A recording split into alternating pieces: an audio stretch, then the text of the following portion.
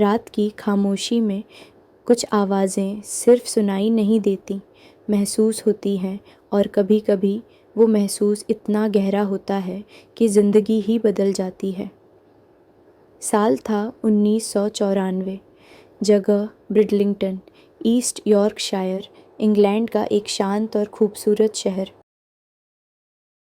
यहाँ रहता था पॉल सिंक्लेयर, एक राइटर, रिसर्चर और पैरानॉर्मल इन्वेस्टिगेटर।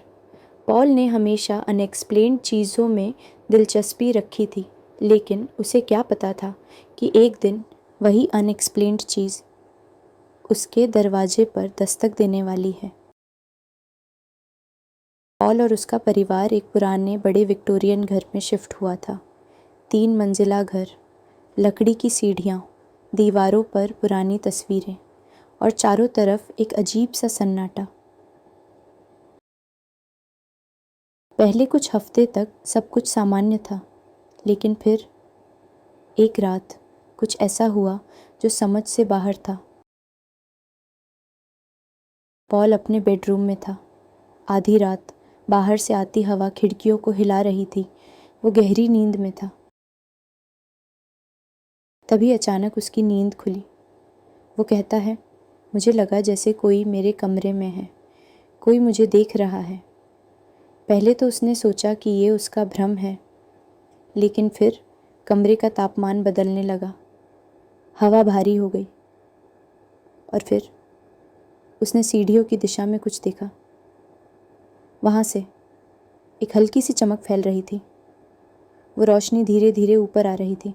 पहले उसने सोचा शायद कोई लाइट रिफ्लेक्शन है, लेकिन वो रोशनी शेप लेने लगी। पॉल की आंखें फैल गईं। वो पूरी तरह जाग चुका था। उसके सामने 3 आकृतियाँ खड़ी थीं, 3 बीइंग्स, पूरी तरह रोशनी से बनी। उनके शरीर नहीं थे, वो बस प्योर लाइट थी, लेकिन ऐसा लग रहा था जैसे वो सोच सकती हो, महसूस कर सकती हो।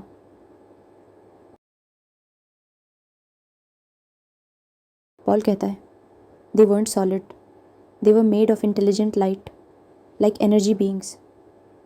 वो हिल नहीं पा रहा था, शरीर जम चुका था, और वो बीइंग्स बस उससे देखे जा रही थी। पॉल कहता है, it was like they were scanning me, not physically but mentally, as if reading my thoughts. वो कुछ कहना चाहता था, लेकिन आवाज़ गले में अटक गई। वो बीइंग्स और पास आईं, और फिर एक अजीब सी वाइब्रेशन महसूस हुई। वो कहता है, I could feel something in side my head, like a deep humming sound. कुछ सेकंड बाद सब कुछ ब्लैक हो गया। पॉल को याद नहीं कि क्या हुआ। बस इतना याद है कि वो अचानक सुबह में जागा। कमरे में सूरज की रोशनी थी, लेकिन उसके हाथ कांप रहे थे। वो पसीने से भीगा हुआ था।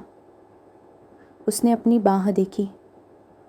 वहाँ 3 छोटे निशान थे, 3 बिल्कुल बराबर दूरी पर, जैसे किसी ने सुई चुभोई हो। पॉल ने पहले इसे नज़रअंदाज किया, लेकिन अगले कुछ हफ्तों में ये घटनाएं दोहराने लगीं। रात में अजीब आवाज़ें, कमरों में झिलमिलाती रोशनी, और कभी कभी वो 3 आकृतियाँ दरवाजे के पार।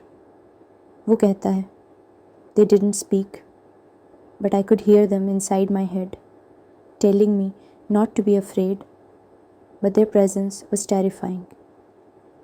पॉल ने फिर रिसर्च शुरू की, अपने घर के पुराने रिकॉर्ड चेक किए। उसे पता चला कि इस घर में पहले भी कई लोग पैरानॉर्मल एक्सपीरियंस की शिकायत कर चुके थे। कई लोगों ने शाइमरलिंग लाइट्स और फ्लोटिंग फिगर देखने की बात कही थी। पॉल अब यकीन करने लगा था कि ये बीइंग्स एलियंस नहीं हैं। वो कहते हैं, they are not from space, they are from a different dimension of existence. वो बीइंग्स शायद प्योर एनर्जी है जो हमारी दुनिया को देख सकती है। वो फिज़िकल नहीं है, लेकिन किसी तरह हमारे थॉट्स और इमोशंस को महसूस कर सकती है। पॉल बताता है कि एक रात उसने उन्हें फिर देखा। वो सीढ़ियों के पास खड़ा था। वो तीनों आकृतियाँ फिर उसके सामने थीं, लेकिन इस बार उसने कुछ अलग देखा। उनमें से एक आकृति का रंग बाकी दो से थोड़ा अलग था, जैसे लाइट में भी हायरार्की हो। वो कहता है, They seem to communicate among themselves, not with words, but with pulses of light, like flashes, patterns. वो कुछ सेकंड के लिए ठहरे और फिर गायब, बस इतनी तेजी से जैसे कभी थे ही नहीं। उसके बाद पॉल को कई बार स्लीप पैरालिसिस जैसा एक्सपीरियंस हुआ।